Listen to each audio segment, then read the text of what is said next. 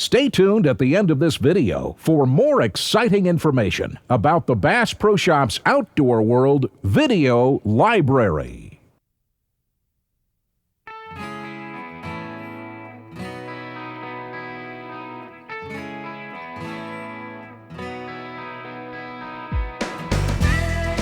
When it comes to bass fishing, Woo Daves is no slouch. With 40 top 10 finishes on the Bassmaster Tour, 16 Bassmasters Classic appearances, and a Classic victory in 2000, Woo Daves has established himself as a formidable force in professional angling. To reach the level of success Woo has achieved, an angler must have a few tricks up his sleeve. In this Bass Pro Shops exclusive video, you'll learn some of Woo Daves' most closely guarded tricks, ones that have helped him stay competitive over years of casting for cash. So now, you're invited to step inside the mind of a tournament fishing legend and learn the secrets to bass angling success. Welcome to Better Fishing. Welcome to Woo's Clues.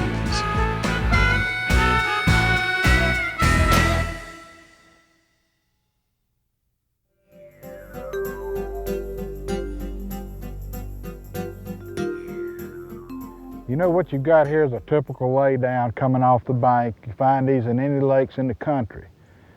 And when you come up on something like this to fish, the first thing, your best cast would be to where the log enters the water and your limb sticks out. That's probably where the fish is going to be.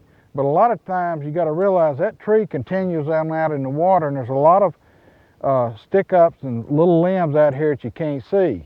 If you make your first cast all the way back in there where the fish should be and you hook a fish and you get him out, if you do get him out, he's going to tear all that other cover up and spook the fish that are in there. So I'm just going to make 3 or 4 casts looking for outside limbs around the perimeter. After all that's said and done, then I'm just going to slowly work in to get to my best cast.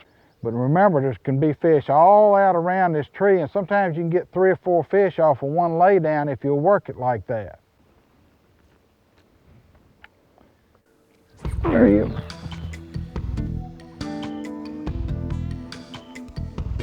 Come out of there.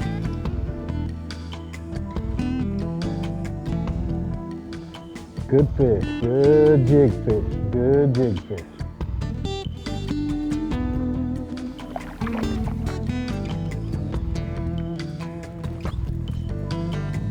Let her be here, Big Daddy. Pretty. Like you follow fish.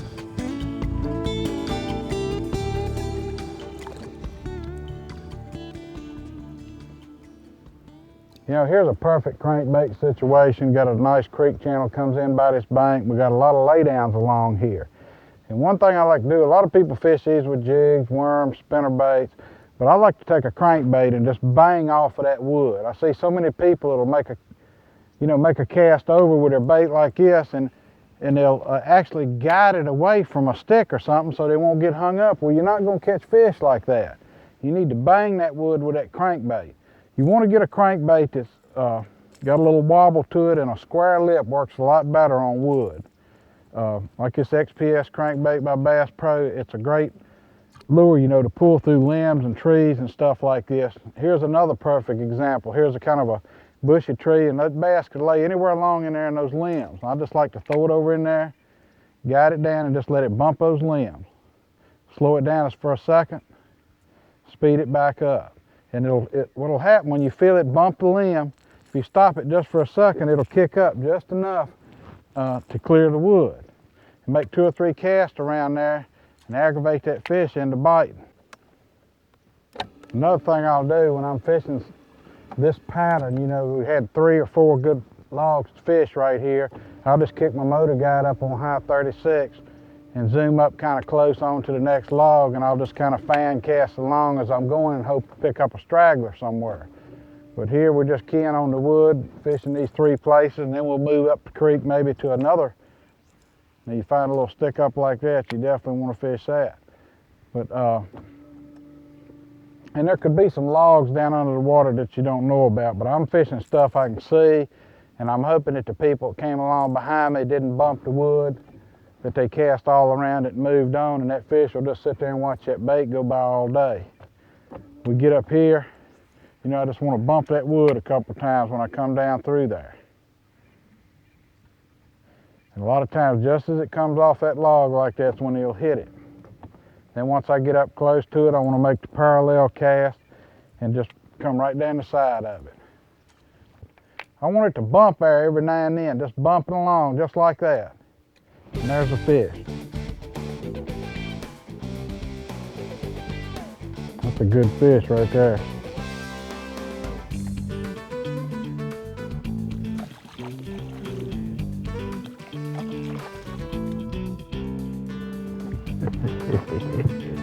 Come here, Big Daddy.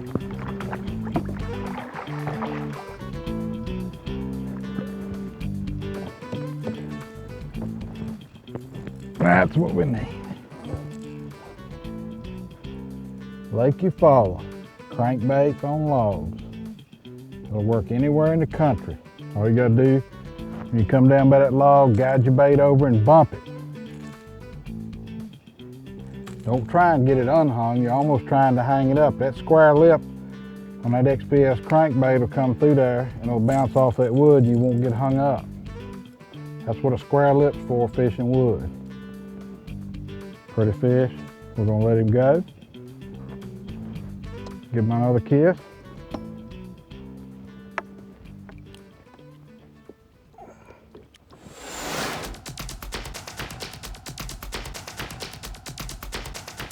You know, when you're out on the water and you get your favorite crankbait hung up, your favorite spinnerbait or jig or something, what do? You want to stick your rod tip down there and knock the lure loose, and what happens is you break your rod tip, you lose the lure. All I do, I just reach in my pocket, get my pocket knocker out, attach it to the line, get up as close to the lure as you possibly can.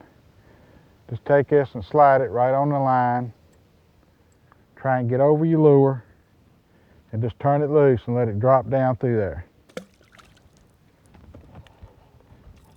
Pick your rod up and there it is. You got your lure back. You saved a $15 lure with a $1.50 pocket knocker. Great little tip for you. Just keep that in your pocket.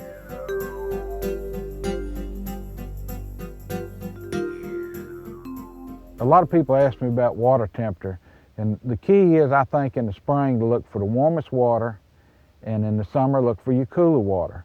But I want to give you a tip, especially in the spring. You go to a lake, you're going to look for the northern shoreline and the northern coast to normally be the warmest.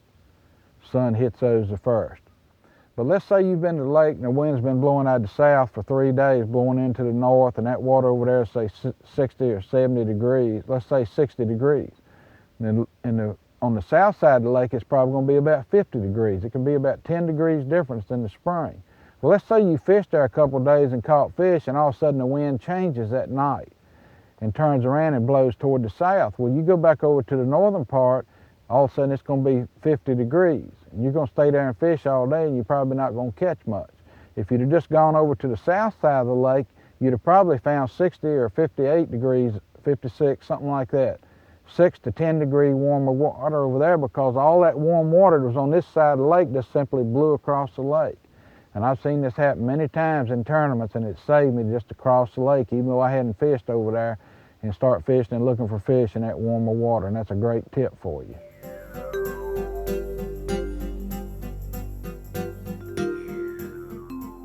You know, one thing all the successful pros do is keep a log. They also, on fishing or the water, the conditions that are out for that tournament or that day that they're on the water. And this is something they can revert back to maybe next year, March, wind blowing 40 miles an hour, 30-degree temperature, whatever, and match up to those fishing conditions and see what lures they were using and techniques they were using to catch fish. It's also great to keep all your articles out of Bass and Times, Bassmaster, any of your fishing magazines that relate back to certain lakes and everything. And then you just build up a log over years and you get more and more. A lot of people put them on their computer. And this is a great thing to have to go back to get fishing information. Things you would keep in your log would be, was it raining that day? Was the sun shining that day? Was a front coming in? Was it a bluebird day? Had a front just passed through? Was the barometer rising? Was the barometer falling? Same with temperature, rising, falling temperature. What direction is the wind blowing? How hard is the wind blowing? What color's the water? Was it stained or clear? What was the water temperature? Was it 50 degrees or 65 degrees? What lures did you use to catch the fish? What techniques were you fishing with those lures? Were you fishing them deep, shallow, slow, or fast? All this adds up. You get ready to go to the lake, the color lure, all this stuff you've got, or you've already got that ahead of everybody else. You get to the lake, here's the same, basically same water temperature, same conditions for the day. You take your lure and fish that technique and you're going to be way ahead of the game.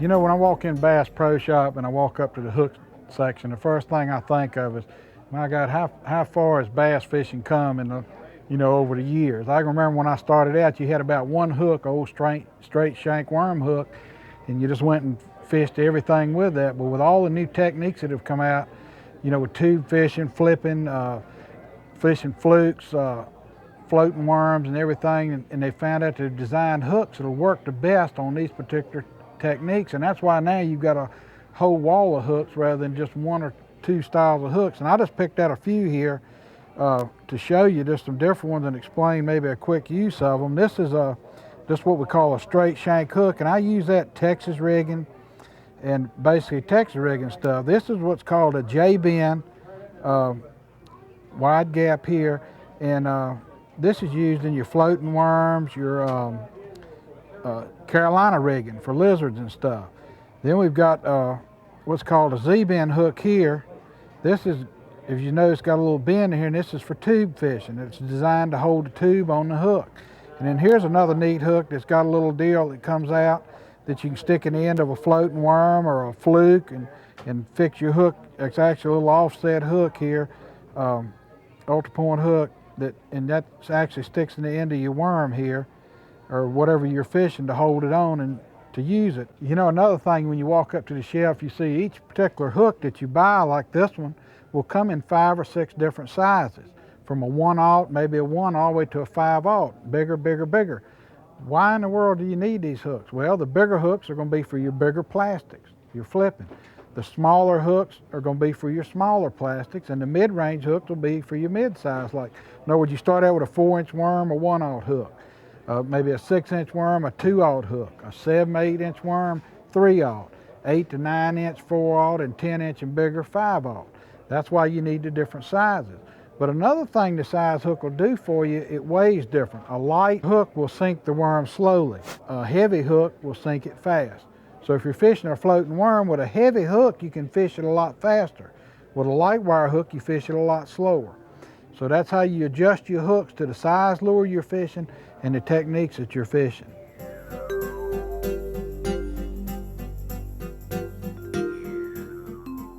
Carolina rigging has been around for a few years, and there's a lot of new tips and tactics out that I want to give you to maybe make you a little bit better fisherman. I want to show you how to rig it, and how I rig it, and how I fish it, and give you some general ideas. Number one is I use what's called a Lindy no snag rattling weight.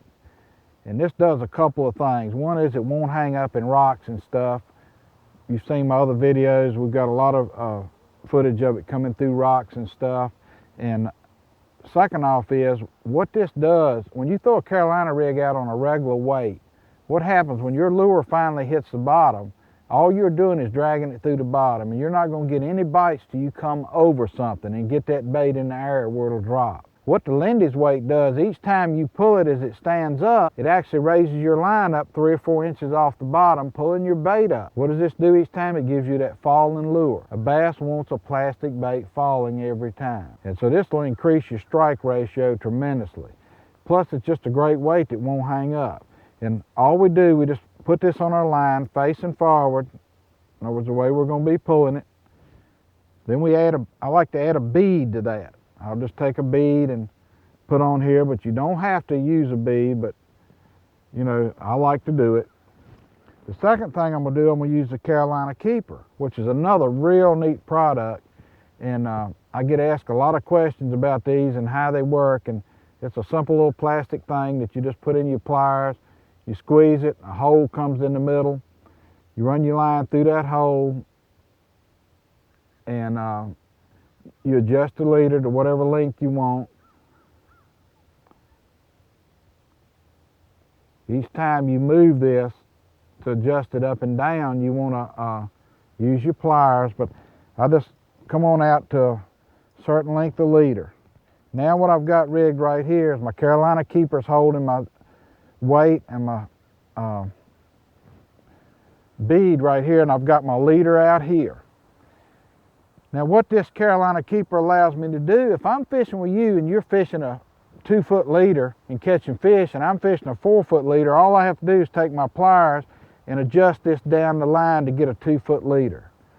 But let's say I'm fishing a 4-foot leader and catching fish, and you're using a 2-foot leader and not, and you're using the old swivel method. You've got to cut it off at the swivel, cut it off at the hook, get the line out of the box, stretch out a piece of line, retie it to the swivel, retie it to the hook, and 10 minutes later you're ready to go fishing again. Well, by then I've already caught my limit off the hole and I've cranked the boat up and left. So that's another reason that Carolina keeper, it eliminates 2 breaking points, and it also allows you to adjust your leader however you want to. And so that's great. Now when I get down to this end, I always I want to use a light wire mustad hook, very seldom ever over a 2/0. And use a 1/0 a lot. You want a lightest hook as possible so that hook won't weight the lure down. You want it to fall and be really natural looking lure. Notice when I talked about Texas rigging, I said straight shank hook. Now we're going to our J-bend. This is a situation where we use our J-bend hook. The reason for that is we don't have the lead weight up here to keep something from knocking the lizard or worm down the hook. Now let's say we're going to put our lizard on here. We've got a Zoom lizard, and we just put it on, start out Texas rigging like we normally do everything. Bring it around. Then what I'll do what's actually called, what I call skinning the lizard. You push the lizard forward, bring it down on the hook, and bring the hook all the way through. You've got your point sticking up here now. Then I take my lizard, pull it forward, raise it up, and let that point go right back in and let it drop back on the point. So now I've got my weedless lure right here. The fish bites down. What happens? The hook pops out and you catch him. So that's another little trick for you right there called skinning the lizard, way to rig it. Use that light wire hook so it doesn't drop your bait right to the bottom. You want a subtle fall. Also when you pull it, it'll help you to raise it up. So now you're lined up with your Lindy weight. You've got your Carolina keeper, adjustable any way you want to. Now I'm going to use a short leader around spawning season in the spring, a 2-foot leader maybe. Once I get past bedding season, I go to a 3-foot leader. And a 3-foot leader is probably used 80% of the time in Carolina rigging. Later on, as the year gets longer or into the summer and warmer, or the water clears up more, you might go to a 4-foot leader. If you're in grass situation, you might go to as much as a 5 or 6-foot leader to keep your bait up above the grass. So that's your leader adjustment on that.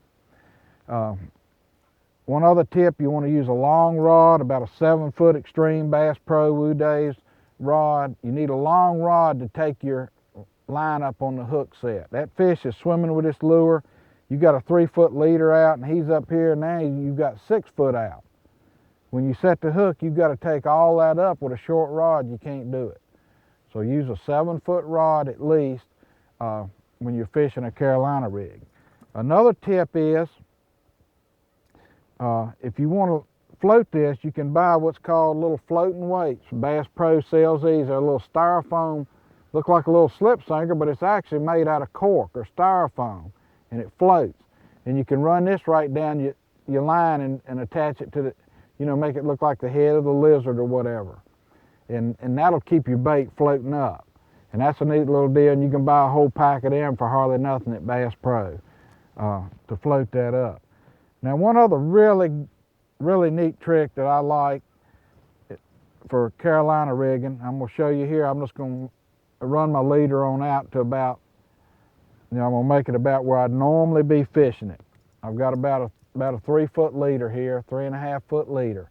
Well, what happens when I wind this up to the end of the rod like this, as you can see, I've now got 3-4 foot of line flopping all around. It gets all wrapped around your rods like this. You get up to your next fishing hole, and by the time you get it all untangled, you've drifted way off, your partner's caught all the fish. All I do, I take a little product called the Line Keeper. And this is a real neat product. And wind it up, just pull your leader down tight, till you got a little tension on it right here, was where it would match up. Just simply take my Line Keeper that I had in my pocket, pop it on there, and I can go to my next hole. I don't have any flopping line. I can store it in the rod box. That's another thing, Carolina keepers, trying to store them in a rod box is almost impossible. It'll be wrapped around everything in there, and you just got to get scissors out and cut it. Now she's all nice and neat.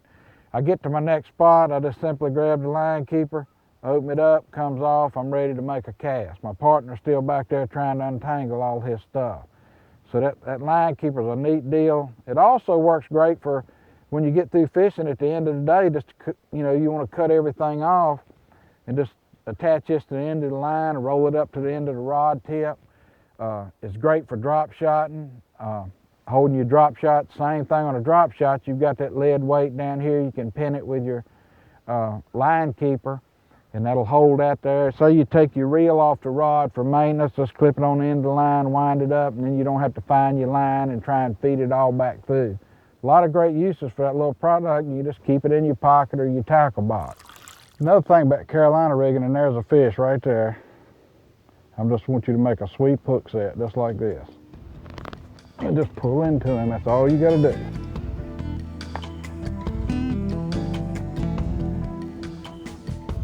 He ain't no monster, but he's still a keeper. I'd take him in a tournament.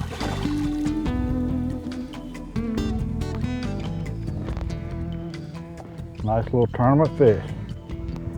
About a pound, probably a pound and a quarter. Wouldn't do me any good on some lakes, but anywhere you got the 12-inch limit, that'd be another thing. That's 2 fish right here on back-to-back cast. You're off to a good start. We'll probably catch another one here in a minute when we go back over there. Go back and grow up, Big Daddy. Another thing Carolina rigging that you might want to try sometime is take your jig, like the Stinger jig, and use it as your weight. Use the Stinger jig as a weight, and now you've got 2 lures down there. You got your jig working the bottom and your little lizard or centipede, whatever lure you're fishing back there trailing along behind it. So you got 2 chances to catch a fish sometimes. And that's a neat little trick that a lot of the pros do.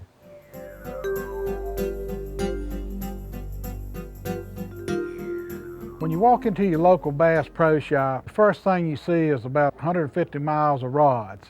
And people wonder, what in the world, all these rods, how do I pick one? Which one do I need? How do I know?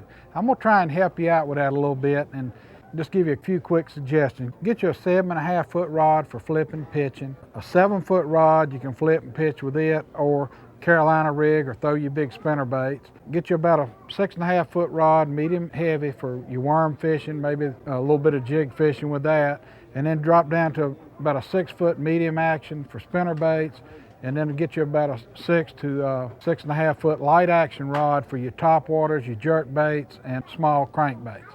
And that'll cover about any tactic.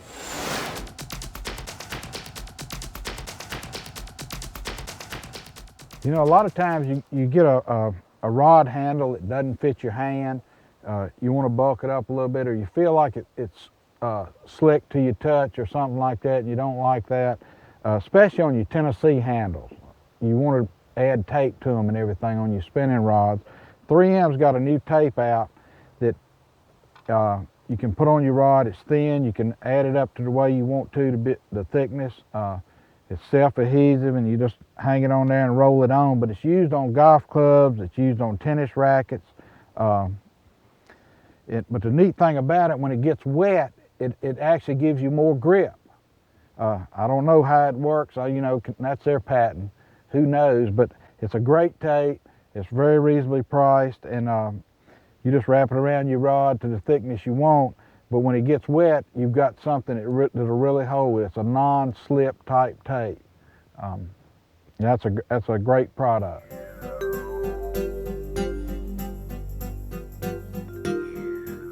You know, when you walk into Bass Pro, you look, they've got a wall of fishing line that seems to be a mile long. All different sizes, shapes. How in the world do you pick a line?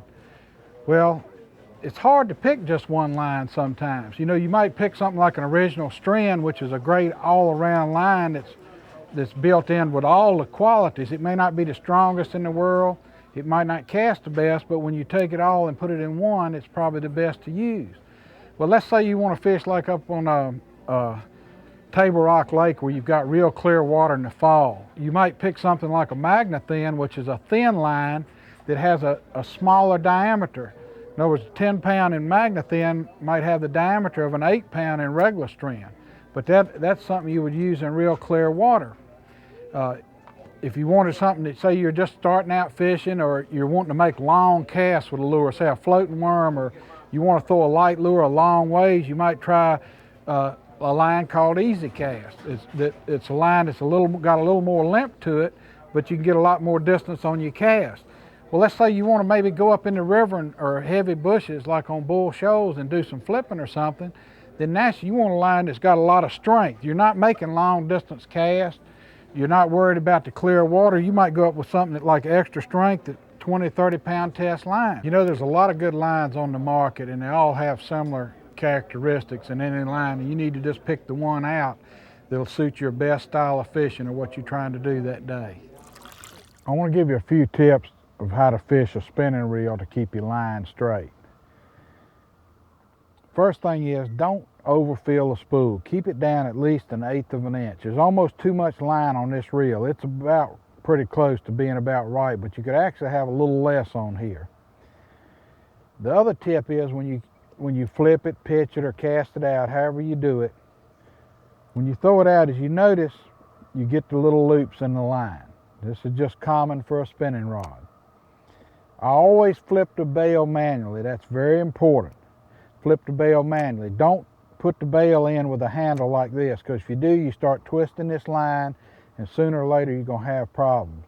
Always learn to flip it manually. Now, once you've cast out, the lure sinking is going to take a lot of this out, but not all of it. But you notice when I raise my rod tip 1 inch, how this line straightens up? That's all it takes. So I don't ever start winding in until I've at least raised it that one time. Once you do that, you've got a little tension here on this, and you can bring it on in. So just 3 quick tips is, keep your line down, flip your bail manually every time, and learn to raise that rod tip up 1 inch before you start winding in to put that tension there. You can also stick your finger straight out like this and let the line hit it as it comes around. See how that line hits my finger? That puts a little more tension. I know Shaw Grigsby and some of the other guys, when they cast out, they even like to take it and give a little pull right here on the line before they start winding. But if you'll learn to raise that rod tip up just that 1 inch before you wind it in, even if you're throwing a buzz bait, just pull back a little bit before you tighten it up, and it'll keep tension on the rod at all times.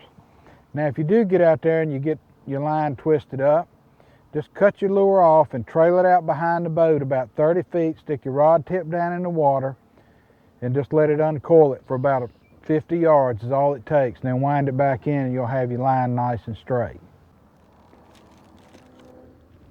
You know, another real great product is Reel Magic. You just give it a couple sprays on your line, and it does an outstanding job. It prevents line memory, makes you cast farther. And another great use for this product is to spray on your guides if you're in cold weather. It'll keep your guides from freezing up. That's another neat idea there. Now, a lot of people ask me, how often do you change line? The pros change line every night at the tournament. Some of them do, but I don't. I basically go by how hard I fished that line, how much I've used it. But one thing you want to make sure you do, fishing line is only so tough. You can't drag it over rocks and stuff all day long without it wearing. So what you want to do is check your line constantly. If you catch a fish, retie after every fish, and that'll help you in the long run to land fish. And just take good maintenance of your line. But what I do with my line, when I come in the evening, I just wrap it around my hand like this, And when I pull on it, if it cuts in my hand, like this is 10-pound test, and you can see it's cutting into my hand without breaking, I know it's plenty strong and I'm gonna use it. If that line breaks, I'm gonna change it. If you'll just constantly check your knots and check your line right at the knot and just kind of rub it with your finger or actually hold the lure and pull on it to make sure it's still nice and tight. If you catch a fish, retie. And basically that's about all you gotta do. Maybe string it out behind the boat and troll it a little bit sometimes to straighten it out if it gets twisted. But line can last you a long time and still work good. And then, but when it sets up over a year, sometimes it can go bad. So you want to just kind of check it like I showed you, and I think you'll do fine with it. You know, in the last 30 years of doing seminars all over the country, one of the most asked questions I get is, how in the world do you put line on a reel? And that's very simple. You know, it's always been frustrating in the past. Your spool breaking, and you're dropping it, getting all twisted up. The people at Reel Thing have made a simple little product. You just put your line on there, tighten your tension down, take this, slide it right on any fishing rod, and just work it right down over the guides very easily till it gets tight. Roll it around. You've got a tension adjustment here so you can adjust it however you want it on your spool, if you need more tension or less to keep your line tight. And then simply just wind your line on. That's all it takes. This works great on a spinning or bait caster. It helps keep the line twist out and everything, and it's a neat product. After you fill your reel and you're ready to store your spool, all you do is take your tag in, bring it down right here under the bottom, roll it right around under your tension adjustment, and then just tighten down on it. And there you go, your line stored. Put it back in the tackle box, and the next time you're ready to go. You know, another thing the Reel Thing does, it eliminates that person standing on the other end of your rod with a pencil in his hand trying to hold the spool line, and it's getting all wrapped around the pencil and he's dropping it. It's a one-man operation.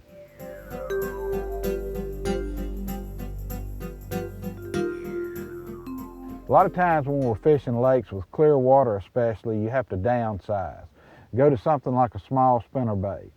Well, one of the problems you have with a small spinnerbait is you can't throw it very far. You want a compact body, but you want a big long cast in clear water to get to those fish. Also, you like to take these little baits and buzz them around boat docks, but you've got to pull them extremely fast, and the light bait will just fly out of the water. So what we do, we add weight to it. And the way we do this is just take a simple lead sinker, and I just take a hacksaw blade and saw right down to the middle, to the hole that's already there. And that'll give you just about the right width in here to slide over the back hook of your little spinnerbait. And here, say I've got a 3/16. I just pop it on right behind like that. As you can see, it goes on there perfect. Take my pliers and mash it. Even put a little glue on it. Now I've got my little compact bait, but it's actually 3/8 of an ounce. So I can throw that thing a country mile. You know, you've got this on your lure and your partner doesn't, you're casting 20 yards farther than he is. You're gonna catch all the fish. So that's a neat way to weigh that spinnerbait, to weight it down. A couple other key deals is you got what's called the suspend dots, and you can take these off, and they're a little lead or some kind of weighted system with glue on the back, and they work real good on lures and stuff. You know, you just keep adding them until you get the proper weight that you want. And one other trick is to go to your fly shop, like at Bass Pro Shop, the fly shop, and you can buy what's called lead wire. And this is simple, just lead wire, and again, you can wrap it around your spinnerbait hook, you can wrap it around your jerk baits. Say, for instance, you wanted to weight this lure, all I'd have to do is take this wire and wrap it right around the hook right there till I got my proper buoyancy. So that's three things you can use to weigh lures that help you to get more distance or get a suspending lure. Here's a perfect example. We've got shallow water, about 1 foot to 2 foot of water, a lot of nice stick-ups, lay-downs that'll hold fish, but you need to make long casts here so you don't spook the fish.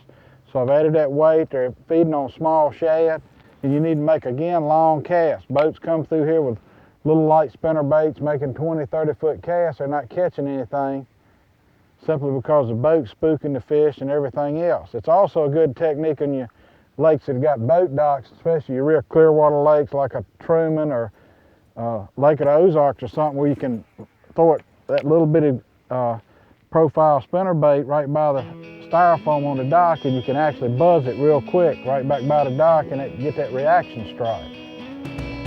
There he is. Good fish up there in 8 inches of water.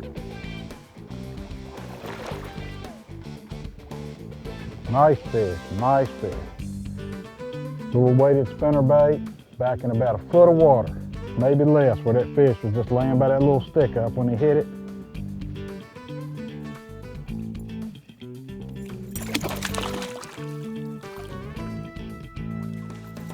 Woo, there he is right there. That's a nice little 2.5 pound bass. Got him on that weighted spinnerbait, throwing back there in about 8 inches of water in that grass. I couldn't even get the boat over there where he hit it. It was so shallow. And I appreciate it. Good night.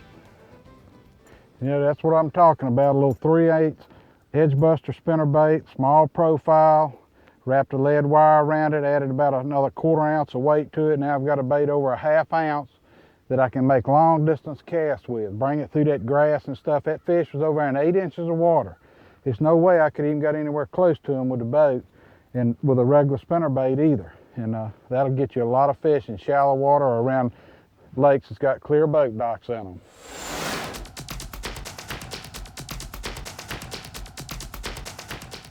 You know, when you're on a big fish lake like Guntersville or Eufaula, Alabama, Toledo Bend in Texas, one thing I like to do is bulk my bait up. I'll take a Zoom fluke on my ledge buster spinnerbait and just add that on as a trailer instead of putting one of those little trailer tails on. I want something big and bulky that'll make it look like a shad. The other thing this does with that big ledge buster and this big blade spinning, it actually creates a vibration on your tail, and that'll catch you a big fish. 24 pounds of smallmouth to win Angler of the Year. That's what did it for me. You know, when you're out on the water fishing a spinnerbait, you want to put a trailer hook on, you're getting short strikes, or you feel like you need a trailer hook or a buzz bait. You put your trailer hook on, and what holds it on there? You start looking around the boat. You say, well, I'll stick a piece of worm on here. Well, that doesn't work because that worm will tear off. All you need to do is take your Carolina Keeper, just cut it in half, take your knife or a pair of scissors, cut it in half, find your little hole there, and just stick it on.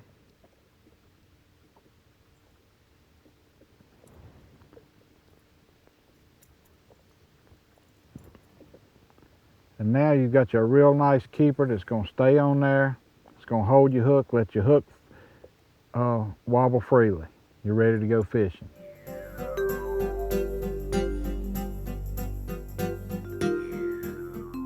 You know, when you walk into Bass Pro, you see this wall after wall of worms, and you see a lot of different colors. And you wonder, you know, what in the world, how do I choose one?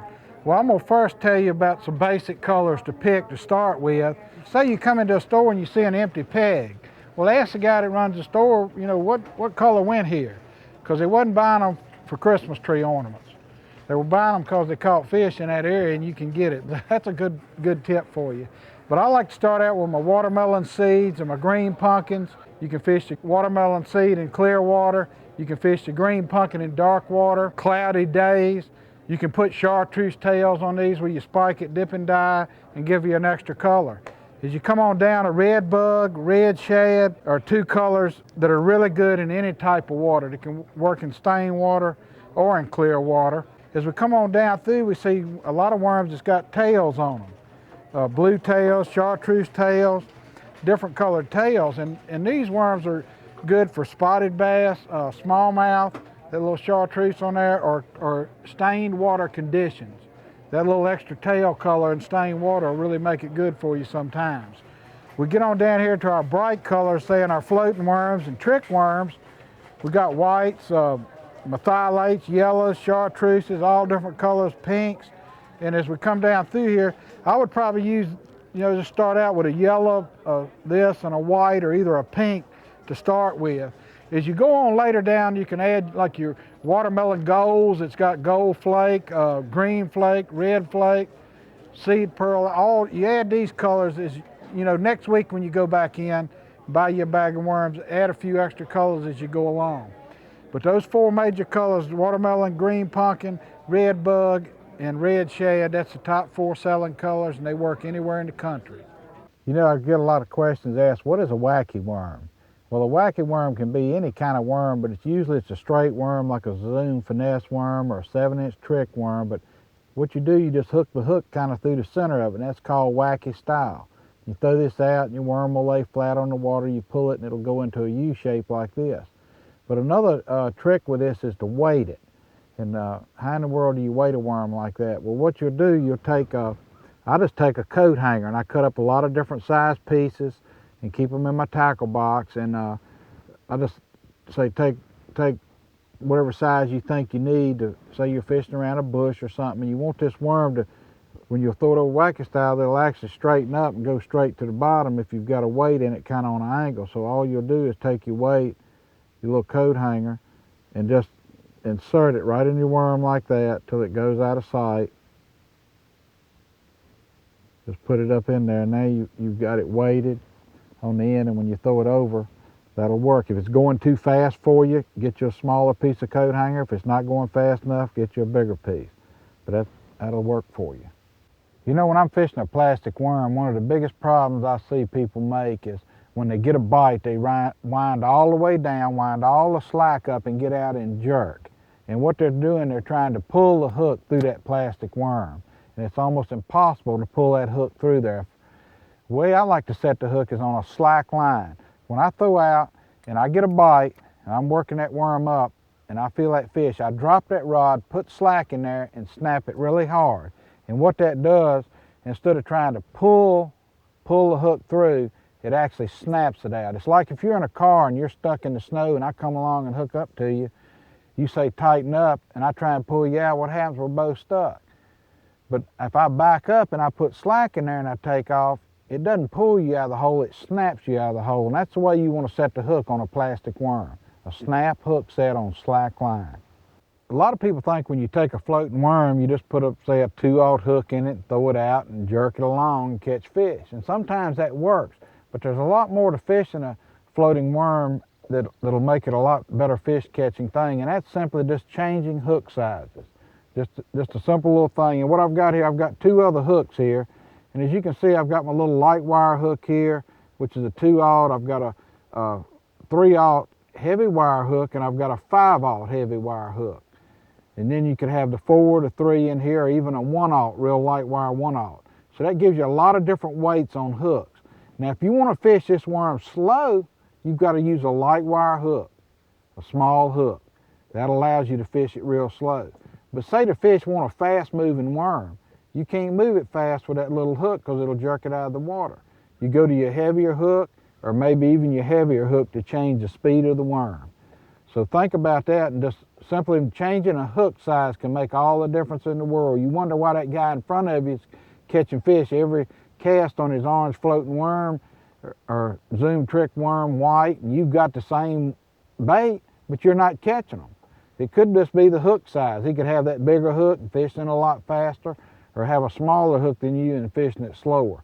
So change those hooks if you're not getting fish. You also might, if you don't have the hook sizes to weight, cut you up a piece of coat hanger or something, different size, and insert it. And I like to put it right under the belly of the worm with the hook and add weight to it that way. But change the weights to keep that worm going faster or slower.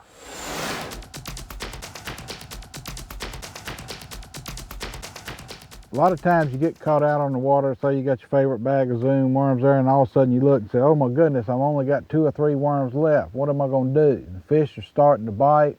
There's no place to get any other worms around. What I'll do, I'll take the worms out of the bottom of the boat that I've been using and take a cigarette lighter or a match and actually just heat my blade up on the knife, get it nice and warm. Once it gets good and hot, just take it where you're putting your hook in and just melt it back like that. Come down here where your hook goes in, kind of hold it together and melt it a little bit with the tip of your knife, and you can go back and use that worm again. It'll get you through the day when you're fishing.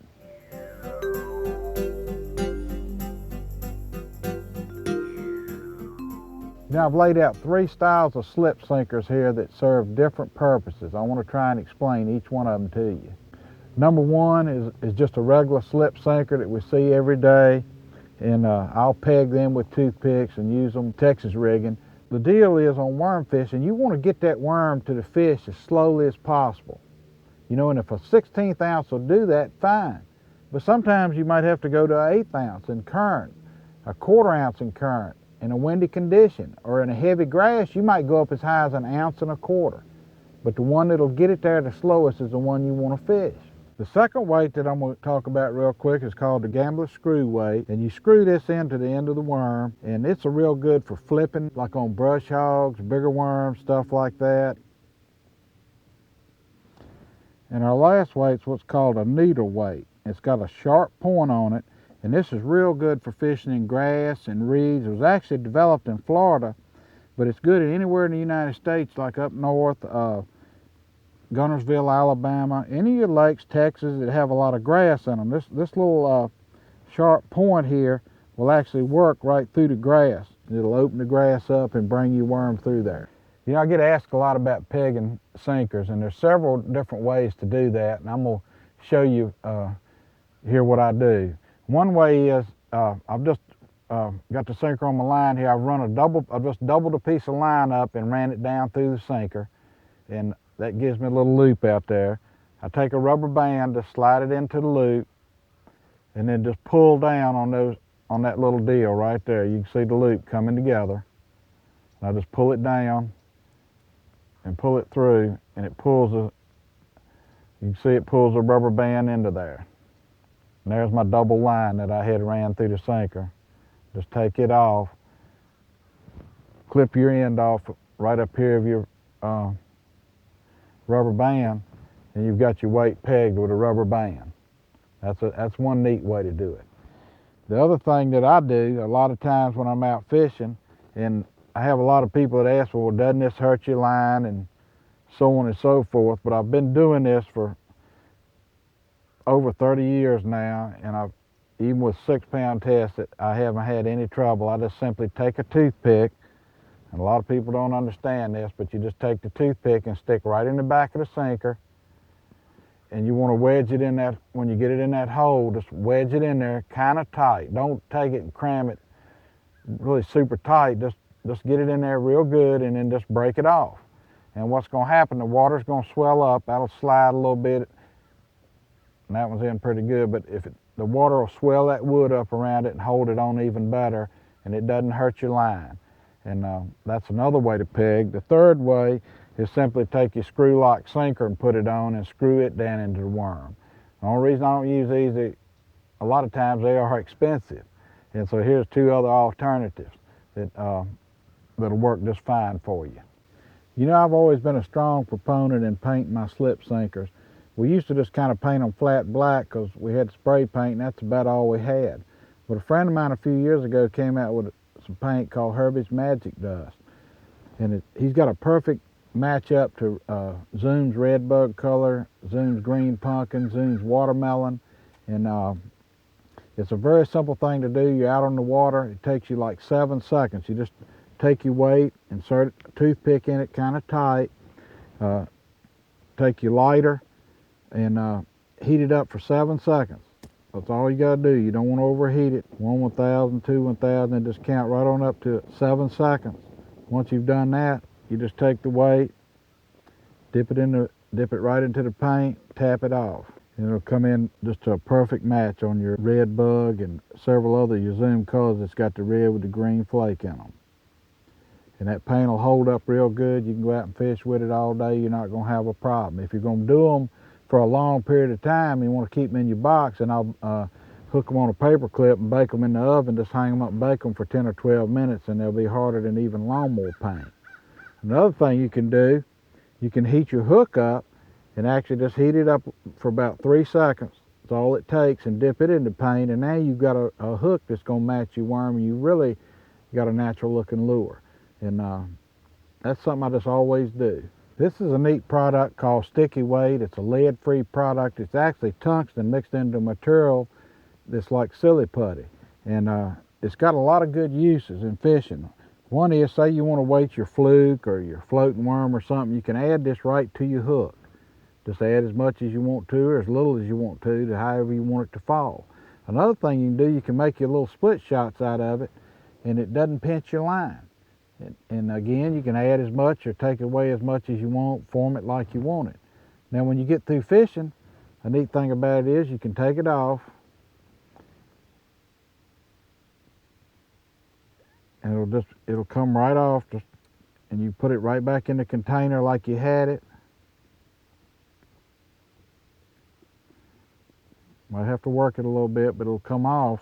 You can put it back in the container, or you can say you've got a crankbait or a jerk bait you want to tune to suspend out there or get deeper. Just mold it right to the body. Again, put it in the water and see if it's sinking like you want it to. If it's not, add a little bit or take a little bit away from it. It'll stick right on there, nice and neat. You got your perfect weighted lure when you get through fishing.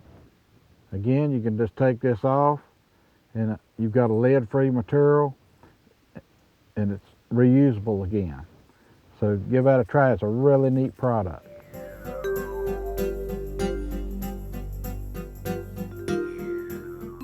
Let me show you the 3 knots I use in bass fishing. I'm going to start out with the most popular knot and probably the one that's used 95 to 98% of the time by all the pros, and it's called the Palomar knot. And it's a simple knot to tie. You just take your line, double it one time. Just double your line and take your lure, hook, whatever you've got, run this through the eye, and you've just got it swinging there. You've got a double line, it's swinging, then you go back to the first knot you ever learned that your mother taught you, and that was to tie an overhand knot in your shoe. You just tie one overhand knot, very simple. Pull it down a little bit, and that leaves you a nice big loop out here. Just reach through that loop and get your lure or hook and pull it through the loop, and that's all there is to it. Just draw the 2 ends down. One key I want to tell you, on any knot you tie, always wet it. Wet it a little bit so it'll slide down, and just pull the 2 ends together. Clip your tag end off right here, and there you go, you got the Palomar knot. Now the second knot we're going to use would be, I call it a jig knot. It's a power knot when I'm using heavier line. And same thing on all your knots, when you tie them, get you plenty of line. Don't be skimpy. Get you enough to tie with, but double your line again. Same thing again through the eye of the hook. Once we get all this done, we're going to wrap around 4 to 5 times. We're just going to simply spin your lure or make about 4 wraps. Then you take your double end and go back through your hole down by the hook. Hold this tag in, wet it again, and draw your 2 lines down tight. Pull those good and tight. Then here we'll clip this little loop that we held out. We'll just clip those 2 off and clip our tag in again, and that knot is ready. And I call that a jig knot, and it just gives you a little more bulk right here and a double line wraparound for heavy cover. The third knot that I'm going to use would be a loop knot. We'll use this on topwater lures, something like a Bangor lure, Popar, Rapala, anything you want to get a dog walking action. It's called a loop knot. I'll just double the line again, get plenty of line out. Don't be chinchy here. Pull it through again just like you started on your Palomar knot. Get it swung out and bring the ends back together. Now you've got 4 lines running down here.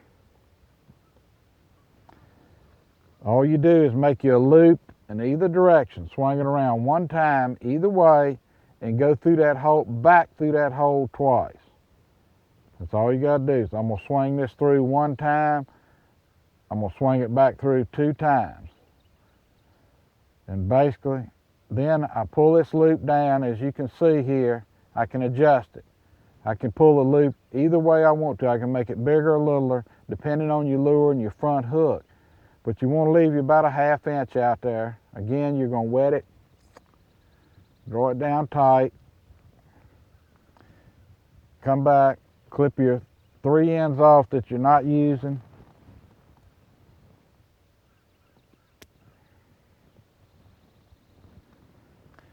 And now you've got your little double loop there. Double loop.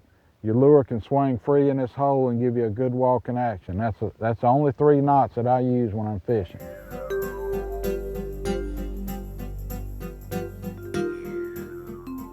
Drop shotting is a great technique that was introduced on the West Coast about a year or two ago.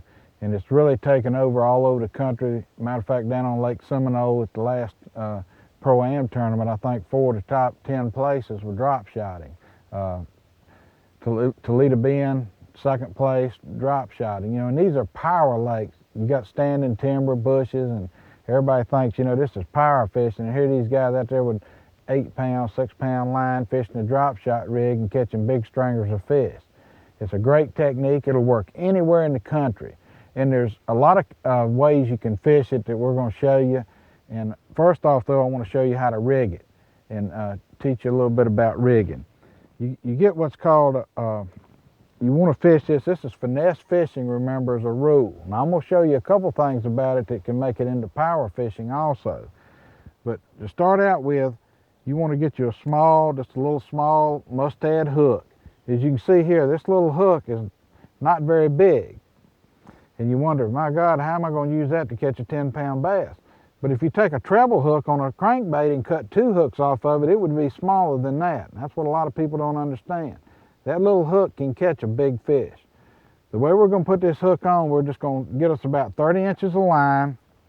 We're going to fish this on a spinning rod. I like a medium action, Extreme Woo Days model spinning rod. It's got a nice tip to it. About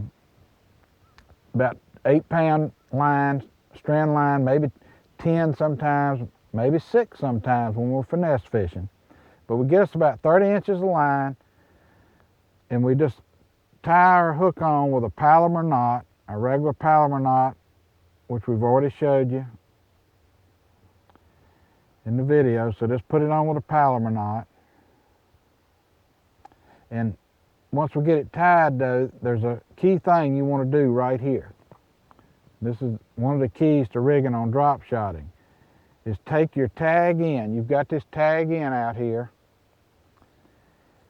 Hold your hook up straight like this and bring your tag in right back through the eye one time. In other words, you've got this tag in, you've tied your hook 30 inches up the line, go right through here.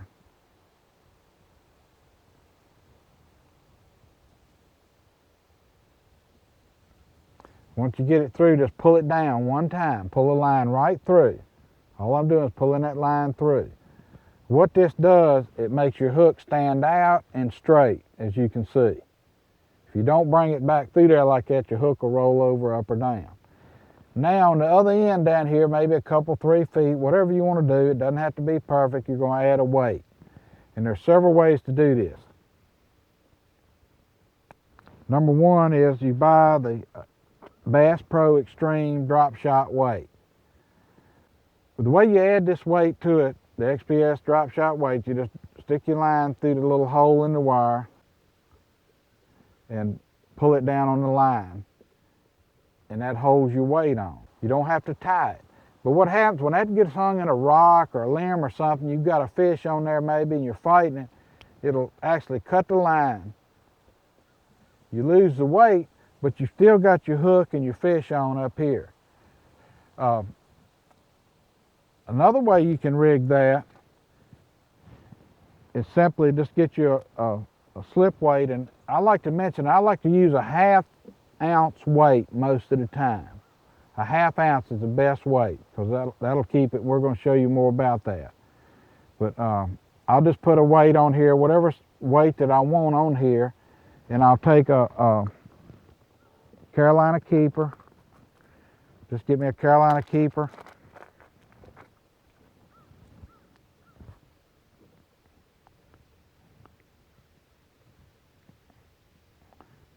Line the slot up, open up. Push the line right through the hole.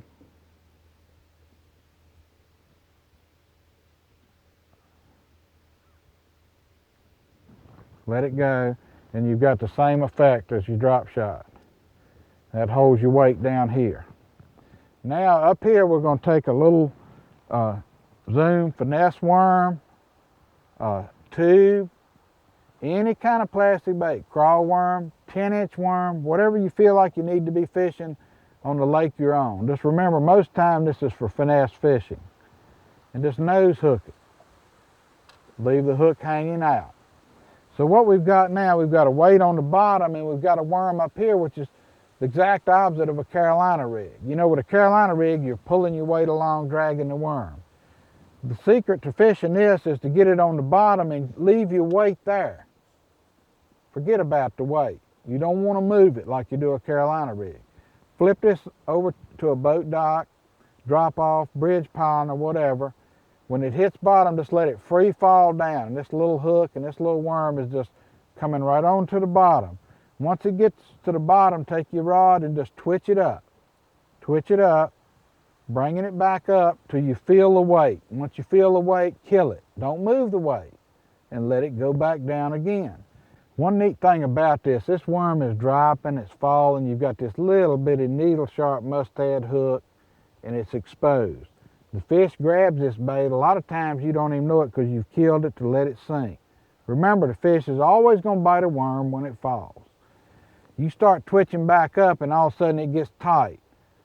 That fish is swimming with it and he's going to hook himself almost. You don't even hardly have to set the hook on this rig. The neat thing is just start winding and he'll catch himself. And sometimes you'll feel a little peck or something, but most of the time when you go to raise it up, he's going to be on there swimming with it or pulling with it, and he's going to catch himself 95% of the time. That's what's so great about it. You don't really have to be that great a worm fisherman to catch fish with this rig.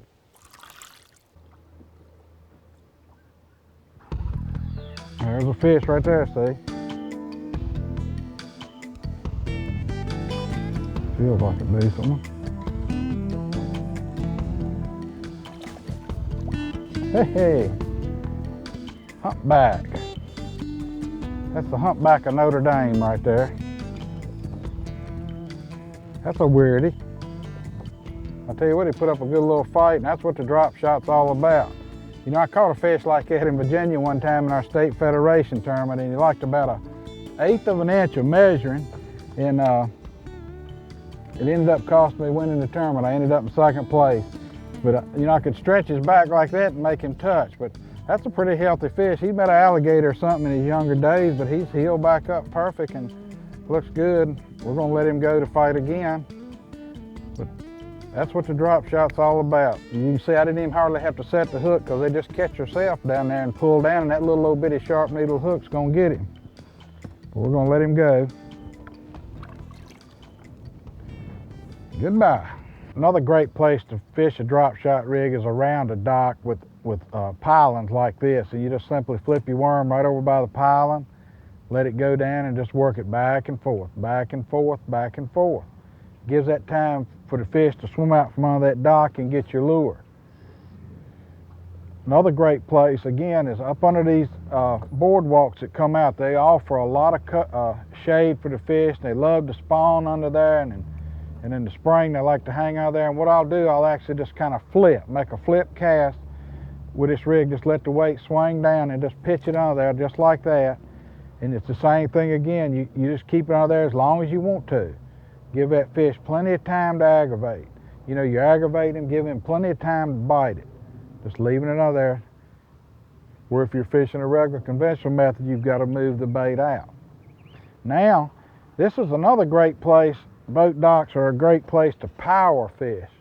In other words, if we've got a wooden dock here, this is a wooden dock and it's got a lot of pilings and stuff, and great places like on the Potomac River or Lake Gaston. It's got a lot of docks like that, wooden, with wood structure on them and everything. I'll use heavy line on a flipping stick, but I'll still rig up my rig just like this, only I'll have a bigger hook with a Texas rig, lizard, or worm, but I'll actually flip that system under the dock.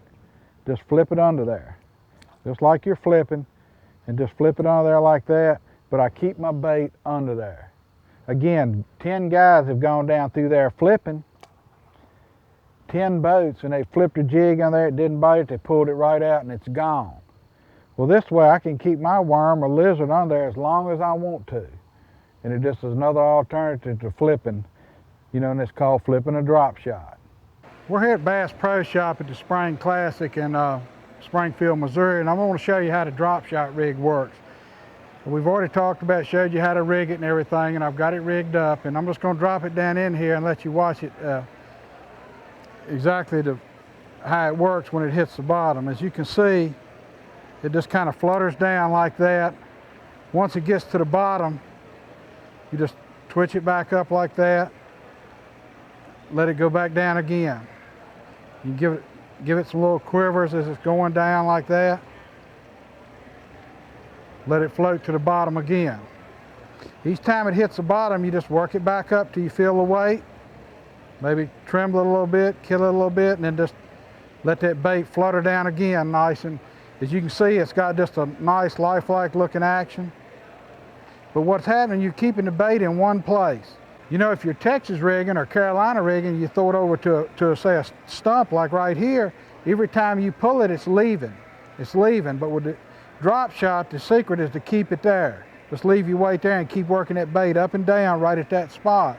And that'll aggravate those fish that are in colder conditions or high pressured situations when the fish are getting a lot of pressure. Keeping that bait in front of them will make them bite a lot of times.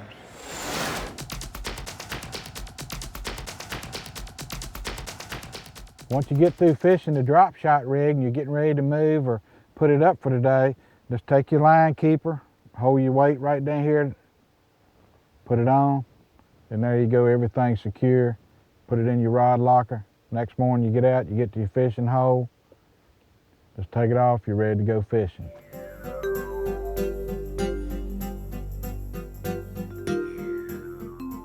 Yeah, I was down on Lake Hartwell on the Georgia-South Carolina border a couple years, or about 5 years ago, and a guy showed me what he called a double fluke rig.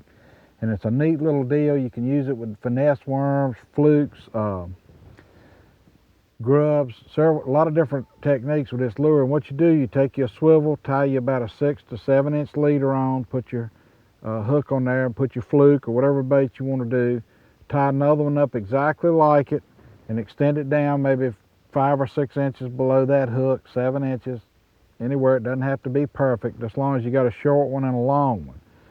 Then what you do, I like to fish this on the bigger baits like the flukes on bait casters, and the little small stuff I'll fish on a spinning rod. But you take your short end, just run your line through the swivel so that it actually just trails up and down the line. Then come over to your long leader and tie that directly to your line. What this do, this swivel will stop the other one from going down, and what's going to happen, you're going to have a lure hanging down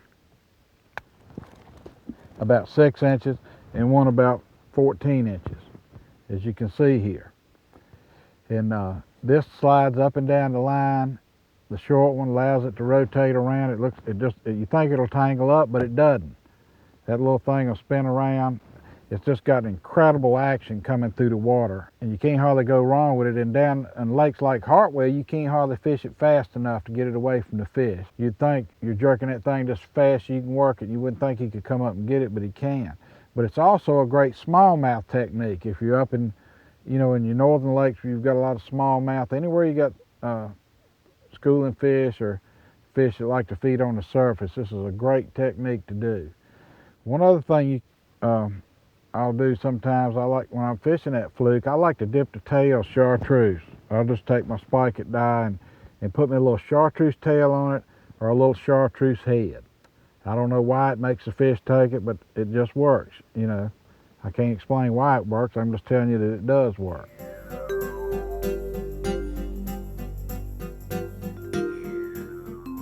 A lot of people ask me what I'm looking for when I approach a boat dock.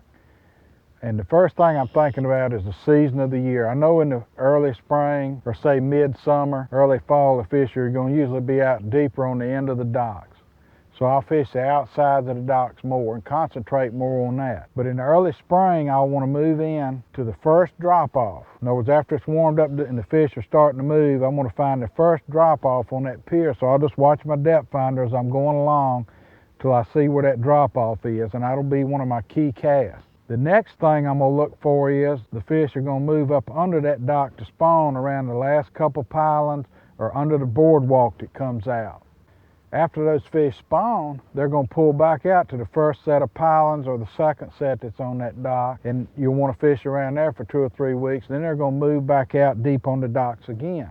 Another thing is you want to learn to make your skip cast under these docks. I like to think when I'm fishing docks. In other words, if you're going down the bank with your trolling motor and you catch a fish off a dock, look at your depth. How deep are you? Well, I'm in 3 foot.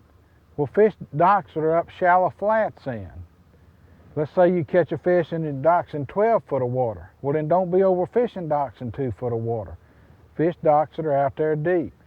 Just like a pattern, you can go down a straight bank with docks sticking out and catch fish off of 2 or 3 docks, but I guarantee you if you go back and look, those docks are going to be, that you caught fish on, are going to either be shallower or deeper than the rest of the other docks. There'll always be something a little different, so just pay attention to your depth finder.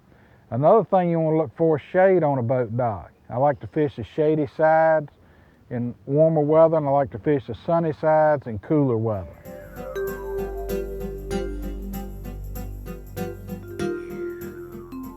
Well, we go in a tackle store and there's a whole array of lures. You got jigs, you got spinnerbaits, you got crankbaits, buzzbaits, worms. And then you got a variation of all these sizes, shapes, colors.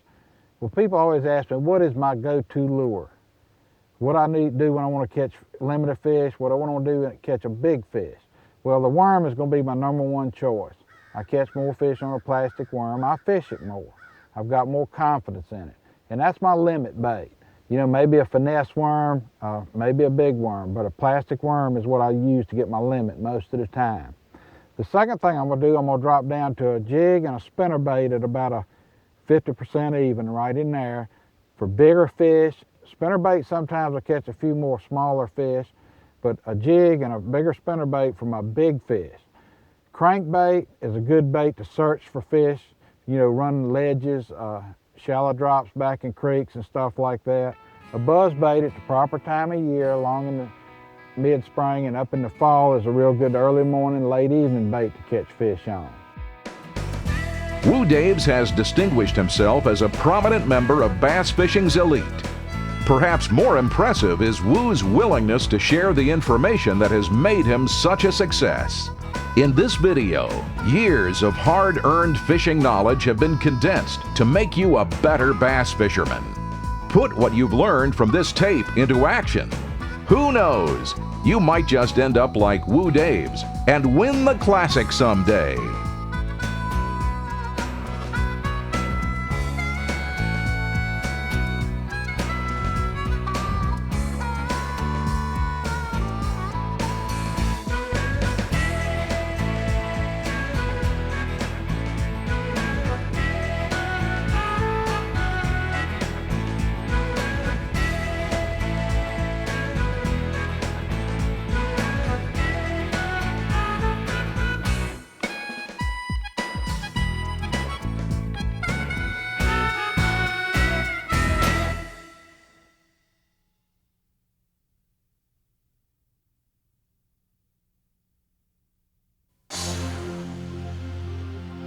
There he is.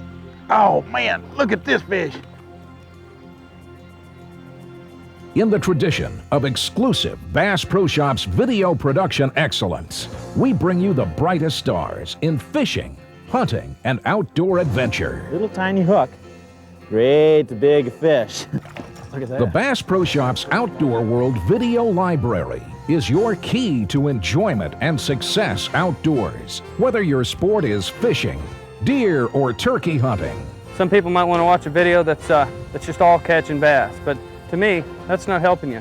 That's not going to help you go out there and catch bass. Whereas these Bass Pro videos, they specifically go step by step, instructional, tell you what and how and what to look for. The Bass Pro Shops video production team employs the latest professional technology to make your home viewing experience exciting, informative, and filled with the kind of action and detailed information that will guide you to a higher level of We're here on performance. Toledo Bend Lake. It's early February, and the bass are really just on a pre-spawn movement. The more you watch, the more you learn. The more you learn, the greater your self-confidence in mastering never-before-seen techniques and tips. That's a nicer fish. They're going to tell you their secrets. They win tournaments because they find the fish and figure out a better way to catch the bigger fish. You're hunting with the top pros in the field, Bob Folkrod, Jerry Martin, Larry Weissoon with black powder. He's one of the top pros in the black powder industry. Nationally known and respected experts share their vast knowledge and secrets. Their goal and our goal is to do everything we can to help you learn through an upbeat, thoroughly enjoyable teaching adventure. This, no doubt, is what separates the Bass Pro Shops Outdoor World video library from the rest of the video crowd. Learn from the best, pros with a winning edge, who have proven themselves year after year. That's a good fish now. That's a good fish. Through trial and error, they have reached the pinnacle of success and are now willing to share that knowledge with you. In real clear water like we have here, the only way you can catch those bass is to really downsize your presentation and really go to finesse. Exclusive Bass Pro Shops award-winning videos are the most informative and entertaining products on the market today. Watch and listen. Step up to a higher level. Hell, that's what it's all about. I definitely have improved my fishing and caught more fish because of the Bass Pro videos. See the latest Bass Pro Shops catalog for the complete Outdoor World video library. And start your journey to be the best outdoorsman you can be today. If you watch these tapes, you'll really learn something.